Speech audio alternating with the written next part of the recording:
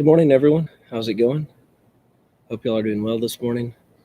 I'm really hoping my internet connection works this morning. Uh, it's a really slow hotel Wi-Fi. So, anyways, for some reason my hotspot downloaded really well, but didn't. The upload speeds were horrible. So I'm in a pretty little town of Asheville, Kentucky. Uh, we were just looking for a place to stop by the highway last night, and here we are in Asheville, Kentucky. It's a beautiful little town, and I found a nice little hotel. And yeah, anyways, so we are going through the book of Pilgrim's Progress.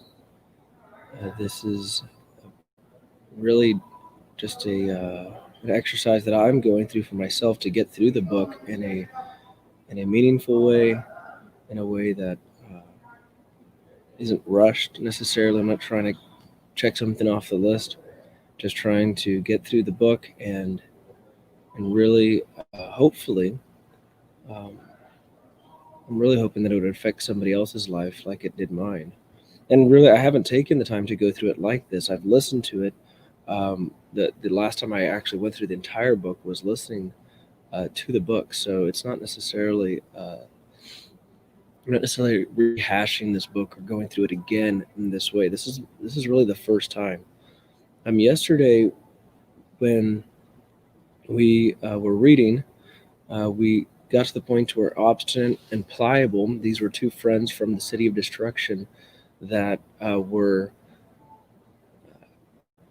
had come after Christian and were really wanting him to come back. And then Christian makes a plea with them, saying, "Hey, I've been where you have been. I've lived there my entire life, and I'm telling you, this place is headed for destruction. If you continue to live in the city of destruction, you're going to end up sinking deeper than the grave." And there begins to be a dialogue that we hadn't started yet, which we will today. So the last phrase, last little paragraph that we ended up on was Christian. Uh, yes, said Christian, for that was his name, because all which he shall forsake is not worthy to be compared with a little of that which I'm seeking to enjoy. And we went to a scripture reference that he references here, and uh, we're reminded that the things that we seek are not seen. They're eternal. We can't see the things that we seek, and so it doesn't make sense to many people, um, as a seeker or a believer, that. And at this point, Christian had not yet lost his burden, so he had just begun this journey. He had just been made aware of his condition, and already he had his eye on the prize. I had his eyes in the book of God, in the scriptures, and he was on the right path. But he had these friends come along and try to. And these were the worldly friends trying to get him back to the city of destruction. And just so you know, I am able to see the comments. So if you want to drop a comment in here, let me know you're watching, or if you have any questions, or you'd like to. Not that I have the answers, but for conversation's sake, if you have any input that you'd like to add, please feel free to do so. Again, if you're watching live, if not, uh, thanks for watching, and you can still leave some comments. I just want people to respond to them in this video. Uh, so he makes this plea to his friends. He says, "Come, let's go here. Let's come with me, and there's enough here to spare for me and to spare." And he's making reference there to what the lost son said when he realized his condition and said, "Don't my father's servants have enough and to spare?" Obstinate responds to this, and here we enter into the dialogue. He says, "What are the things you seek, since you leave all the world to find them?" Christian said, "I seek an inheritance incorruptible, undefiled, and that fadeth not away, and is laid up in heaven, safe there to be bestowed, and at the time appointed, on them that diligently seek him. Read it so, if you will, in my book." So he tells him what he's seeking, and then then he backs up what he's saying. He's like, look, this is what I'm seeking, but check it out. Look here in the book. This is what I'm looking for. I'm looking for this incorruptible inheritance that's undefiled and will not fade away. He's making a direct reference to 1 Peter chapter 1 and verse 14.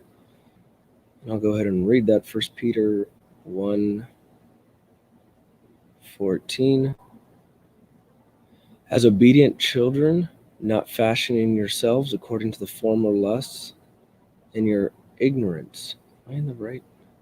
Is that the right? 1 Peter 1:4. Well, that could apply. To inherit, so blessed be the God and Father of our Lord Jesus Christ, which according to his abundant mercy hath gotten us again into a lively hope by the resurrection of Jesus Christ from the dead, to an inheritance incorruptible and undefiled, and that fadeth not away, reserved in heaven for you. It's reserved. Hey Richard, I'm wondering if this book is about religion. If so, why Christians pursue other books than the Bible, if not part of my insufficient knowledge on the subject. Hey, Mert, thanks for commenting. Mert's a friend of mine that I met in Turkey. It's good to hear from you, man. So this book is not necessarily about religion. So let me just interrupt here while I'm reading. An interesting fact about John Bunyan. When he wrote this book, he was in jail, mainly number one, for preaching without a license. So this wasn't your statist Christian who loved God but also felt like he needed to appease an earthly king. He was preaching, and they told him to get a license, and he said no. And he also, this license to preach was because of the Anglican Church at the time, so he refused to be a member of the Anglican Church. So this was actually, I know, Mert, when you're talking about religion, in general, people like John Bunyan, and hope, and myself, I'm attempting to be removed as far as I can from any concept of uh, current concept of what religion is. So basically, religion, just to define religion, is traditions of man. Anything that we find that's not in Scripture. So between the buildings, the dress, the music, all the requirements that every religion out there has, that has nothing that will have nothing uh, good for you on the day of judgment. So there's coming a day when God will judge you, and it doesn't matter what religion you're in. And so it's important. Uh, I want to emphasize with John Bunyan here, John Bunyan's book Pilgrim's Progress. This is really not a religious book, in the sense that it has a religion in it. That said, um, it is about a relationship with God, seeking and finding a relationship with the one true God. Um, so, and your question as to why they pursue other books than the Bible, this uh, this book here is not necessarily um, it's not necessarily in replacement of the Bible. So we have the Bible, and that's what we seek. And in this story here, specifically about Pilgrim's Progress, um, the man finds the Bible, and it's a story about how the message of the Bible affects his life. And so this is the one of the most printed uh, read books ever. And another interesting fact, it's never gone out of print. So the book Pilgrim's Progress has never stopped being printed. Um, and so I generally don't pursue other books in the Bible, but I really believe that uh, this book here, Pilgrim's Progress, is an incredible opportunity to make sense, and that's how the book is started. When he writes the beginning of the book, that um, he he wants you to remember the truth, and so the truth is being given, but when it's given to you in a story form, uh, Jesus Christ, when he gave truths, he many times used stories parables, if you will, to get the truth across. And that's what really Pilgrim's Progress is. Um, so, anyways, yeah, it's a good question, Mert, and I hope I answered that sufficiently for you. No worries. Feel free to, if you actually even want to join the show, let me know, and I can leave a way for you to comment, or even speak together with me here.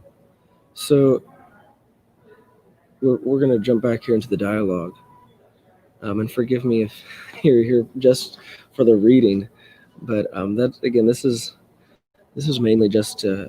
Uh, we're gonna read, but I do want to have more dialogue going on if possible. There was one more reference to scripture made when Christian begins to explain to obstinate the inheritance, the thing that he seeks. Um, that he says, I'm looking for an incorruptible inheritance, and then I'm also looking for um, this treasure that's laid up in heaven. And this is a direct reference to Hebrews chapter 11 and verse 6. Hebrews 11:16. But now, oh, I love this verse. This is one of my favorite verses. But now they desire a better country, that is in heavenly, wherefore God is not ashamed to be called their God, for he hath prepared for them a city. This is uh, 3 minutes. Hey, what I will do, yeah, let me do this, copy to clipboard, and I will put in the Facebook comments. If you click the link, you will be able to join the show. Now, my internet connection isn't that great, so um, I can't promise that you'll be able to. But anyone, if you're watching this and you want to even answer a question, if you feel like you can answer a question better than I can, um, there we go. You will be able to join the show. Now, my internet connection isn't that. Okay, sorry for that. Okay. There you go, Mert. I've got a invite in the comments, and really anybody can use that. So it won't pop you in right away. So how this works is you'll click on that link, and then it'll say, hey, so once you've gone through and given access to everything, it'll ask me if I will allow you on the show. So right now, Mert is here. I see him there. You ready to go, Mert? All right, give me one moment. Let's see here. Hey there, Richard. Hey. How are you? Very good, man. You've aged a little bit since the last time I saw you on the side of the I book. got a beard and mustache, maybe that's why. And also, it's been like, I don't know, 1.5 years, maybe more. Okay, all right. So So, just to introduce yourself to people who may not know you here. yeah, all right. I'm Mert. My name is Mert Tekin, and I'm from Turkey. I'm living in Istanbul right now. I'm a university student, fourth grade, senior, according to American sayings, studying industrial engineering, and Awesome. I have some international experience. I lived in the United States, I lived in Netherlands, I lived in France. So, like, I would like to ask you a couple of questions that's on my mind for some time. Like, when I was in the United Sure. States, I asked that question as well to some pastors. So, what I would like to ask is, like, it's maybe not about the book that you're telling Okay, us. I sure. don't Yeah, know yeah, that's the book. fine. I haven't read it because, like, I just it feels like I'm just jumping into conclusion here. But for Sure. me, what I observed in my life, for Christianity, for how to say, like, Jewish people, for Muslims as well. What I see is, like, one true words of the God are the holy books according to my religion. Like, and these words maybe they changed according to Islam, but for Christianity it hasn't been changed. What I would like to ask is, like, these are the only true words, and there's nothing, there can be nothing between me and God, right? So only thing that according to religion, if I try to find a pure belief, that I need to go through the holy books and read what God told me and do what God told me. So that's why I was wondering, like, is it? Do you think it is like okay to have these like philosophic religious books to affect my religion or affect the religion of the people in general? So that's a great question. And again, if you're watching and you're hearing this and you feel like you can answer better than I'm about to, then feel free to hop on. It's as simple as hitting that link, and I can allow you in now. Um, I'll try to keep it as organized as I possibly can. But to answer your question, Mert, so our pursuit is a relationship with God, right? Would you agree with that? Yeah, of course. And so, and the relationship with God is found, as you said, in all religions, is through this holy book, if you will, holy books. For from Islam, it's the Quran, correct? Yeah. Yeah, and then in Christianity, if that's an okay terminology here, the people who believe in Jehovah God, um, the book is the Holy Bible, the scriptures, the 66 books.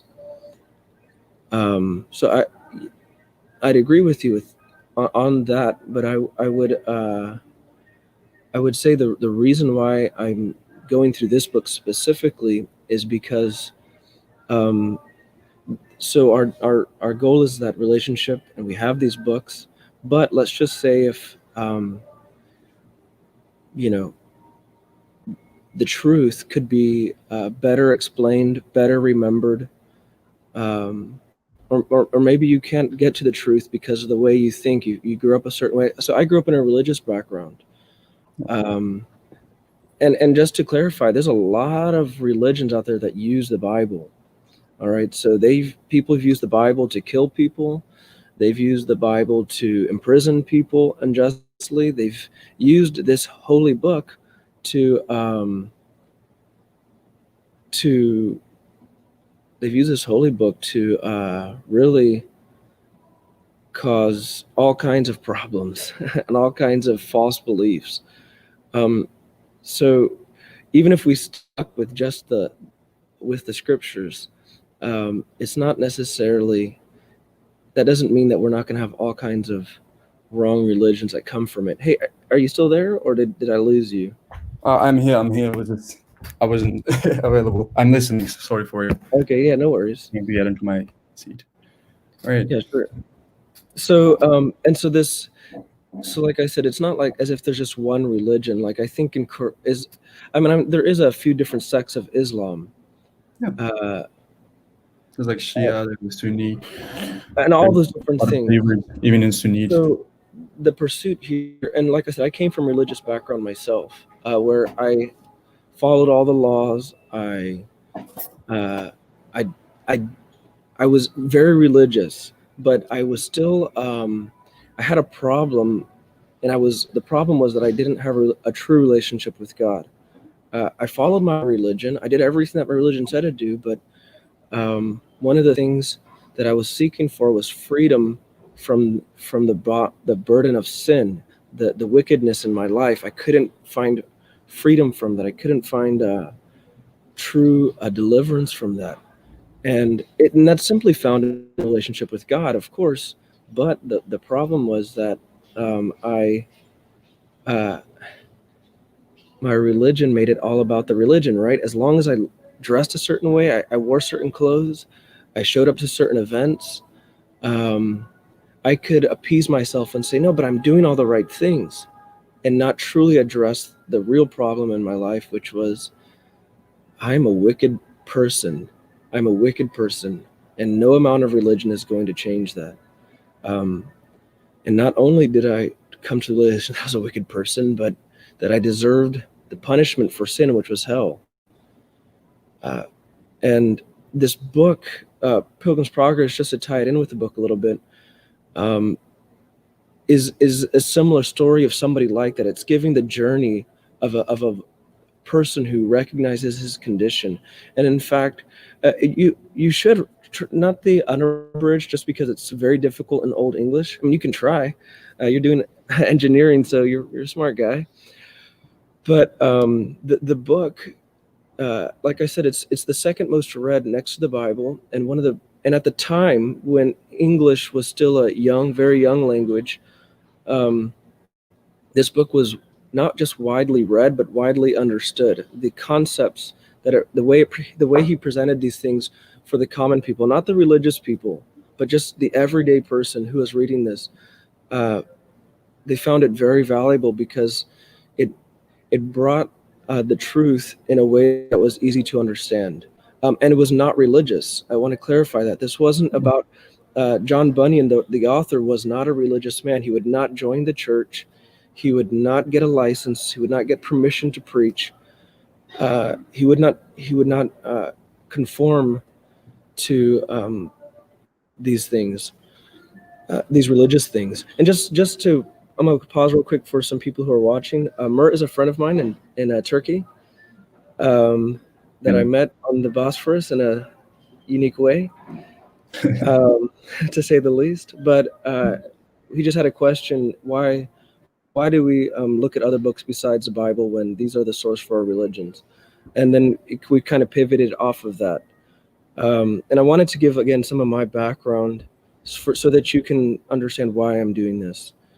And like I said, that I come from a religious background, and well, even while I was there in Istanbul, I had a few other guys, Turkish guys, ask me. They said, "Hey, so are you Mormon? Are you Jehovah's Witness? What do you do? You say you teach about Jesus, or you talk about Jesus. What religion are you with?" I said, "No, I'm not. I'm actually teaching against religion, because religion brings with it chains. In the Bible, any reference to Moses is reference to the law." And you will see this in the book, even as we continue through Pilgrim's Progress. He references a man and we'll cut ahead a little bit, but there's a man that he meets, and he says, "Tell me, how did you come on the way?" And he's talking about the straight and narrow way, that, seeking after God. And he says, "Well, there was this man every day that I lived would come up to me and he would beat me. He would beat me down, and almost to the point to where one day he almost killed me. But every time I would cry for help and mercy, I'd say, 'No, please don't hit me. Don't stop, please.' The man would stop for a little bit. He'd go on walking, and then the guy would come around, and he lived this way. And then a man comes along and says, 'Hey, stop hitting, stop killing him.' And he saves that man. The man that was trying to kill this man, his name was Moses, and it was the law. The law brings death, and and this is a picture that's told. This story is told much better in Pilgrim's Progress, but the premise behind it is that someone who lives with the law, with religion, is going to carry a burden that's too heavy. It's going to be very strenuous. It's not possible. It's not possible to live according to any law, just because that's the way we are. That's why Christ brings the message of Christ is a message of grace that says you technically do deserve the beating that Moses has given you every day. You technically do deserve that, but Christ has come and he provides grace and mercy, and says, "Hey, my yoke is actually easy. My burden is light. You don't have to follow all of these laws. You don't have to do all these things. The reason why I gave you the law, the reason why I gave you Moses, was so that you can recognize that you needed me, that you needed a redeemer, you needed someone to atone for you." And he's even in the New Testament. So the Bible split up into two pieces: the Old Testament and the New Testament. And in the New Testament, there was many people that said, who kept trying to push their religion and say, "No, you have to be circumcised." That was a big thing for the Jewish people. The circumcision, that meant you were Jewish, and that was, to them, was one of the most important things. And one of the biggest men of the Old Testament, Paul, who wrote many of the books, said, no, the circumcision means nothing. You following all these laws mean nothing. What matters is in your heart. So you dress fancy, you follow your religion, you do all these things, um, but you don't, but you have no relationship with God. And so that's the ultimate goal here is not is really to find freedom. And this may sound bad because there is a group in America called Freedom from Religion where they say, you know, no religion in any of our they don't want religion in anything, any kind of public activity. All that said, Christ offers freedom from religion, gives us freedom from having to follow all of these laws and things that we can't follow. But hey, Mert, we'll have to definitely come on Thank another you. time. Yeah, I would love to. Like, I have a couple of more Yeah. questions, but I gotta learn what it's really all about because I don't know the real topic, and I don't want my questions to get you Oh out no of no the no topic by asking like no. not necessarily according to these conversations. So like, I would like to figure it out what it's really about. Yeah Then I'm gonna list some questions, then I'm gonna come back and ask because that's the more efficient way, I believe. yeah But sure. these things that you're telling is really beautiful, and thank you so much for doing it. And I'm just like, following you on Facebook. I see it on Yeah like live stream. So sometimes I watch it, but I haven't asked much yet. So I'm just gonna keep watching it. yeah. Keep Thank you so watching much for and answering ask the question. questions. Take care, man. Yeah. All right. See you. Have a good day. See you. Awesome. That was a treat. That was a friend of mine that I met in Istanbul, Turkey, quite a few years ago. Now, met him once. He was sitting there by the river. Just walked up to him and said, "Hey, how's it going? Who are you?" And we started talking, and yeah, have a lifelong friend now. So thankful for that. Awesome. I didn't get through much of the book. Let's see if it ends. It ends shortly. Let's see here. Uh, you know what? I'm going to stop there just because in the hotel lobby that I'm at, it's getting a little bit busier. So I'm in something that threw me off was I'm in Eastern time. So it's 7:03 back home. It's 8:03 here. And so I'm thinking, man, there's no way I woke up this late. Ah, I'm on another time zone. So, anyways, guys, hey, I believe it's Hump Day, right? Wednesday, middle of the week. I hope you all have a great week. Hope you all enjoyed some of the conversation today. And as you noticed, it's really simple to jump on. And I'm really hoping uh, we've got more people that come on and ask questions and provide just some of their own take. This is not about me. It's not about anything else. I just want to. I really want to just seek truth together with others, and um, hopefully be a blessing to people. Anyways, hope you all have a great day, guys. Gerald, oh, from YouTube. Haven't been able to go back and watch it. That sounds interesting. Yeah, I'm not going to tell you that these are the most interesting episodes ever, but some people have found them interesting. So if you do, let me know and feel free to join me in the future, Gerald. Alrighty, guys. Hey, everyone. Hope you all have a great week. God bless.